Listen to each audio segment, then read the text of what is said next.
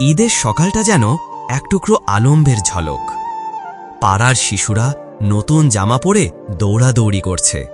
প্রতিটি ঘর থেকে ভেসে আসছে মাংস রান্নার মন ভোলানো সুগন্ধ। সবার মুখে হাসি, চোখে স্বপ্ন। কিন্তু ঠিক সেই সময়ে এক পুরনো গলির শেষ মাথায় টিনের চালের নিচে চুপচাপ বসে আছে সালাম আর তার স্ত্রী রহিমা। সালামের মুখে চাপা কষ্ট। দিনের পর দিন রিকশা চালিয়ে সংসার চালায় সে। ঈদের আগে অনেক চেষ্টা করেছিল, ভাবছিল কিছু টাকা বেশি ইনকাম করে রহিমার জন্য একটা নতুন শাড়ি কিনবে আর হাফ কেজি গরুর মাংস কিনবে। কিন্তু সেই দিন অন্য দিনের চেয়েও কম টাকা ইনকাম হয়। শেষ পর্যন্ত কিছুই হয়ে উঠল না। সালাম বাসায় গিয়ে রহিমাকে আস্তে করে বলে, রহিমা, খুব চেষ্টা করেছিলাম রে। ভাবছিলাম তোকে একটা নতুন শাড়ি কিনে দেব। ঈদের দিন তুই যদি নতুন কিছু না পরিস আমার মনটাই খারাপ লাগে, কিন্তু কিছুই জুটল না রে।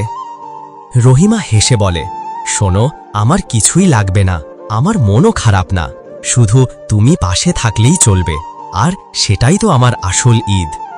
তারপর রহিমা পুরনো শাড়িটা ধুয়ে ইস্ত্রি করে পরে আর আয়নার সামনে দাঁড়িয়ে নিজেকে দেখে একটুখানি হাসে।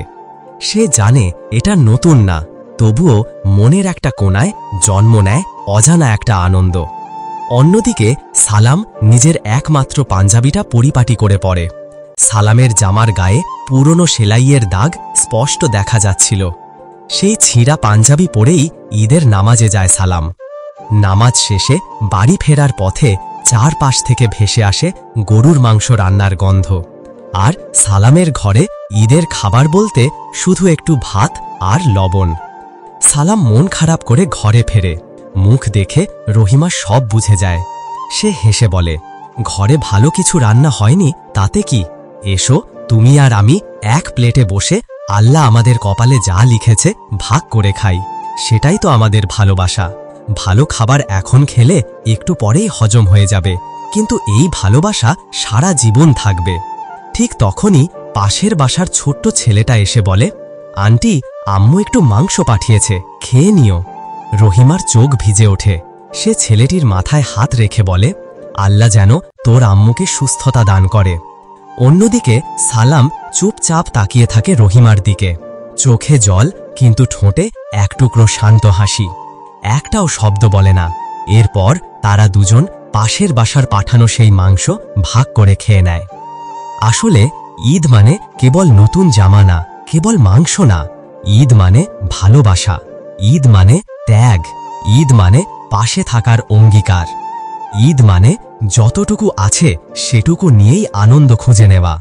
সেই রাতে সালাম আর রহিমা পাশাপাশি বসে চাঁদ দেখে। তাদের আকাশটা ছোট, ঘরটা ভাঙা, তবু ভালোবাসাটা অটুট। কারণ ঈদ তো সবার জন্য, আর ভালোবাসা ওটাই তো আসল উৎসব।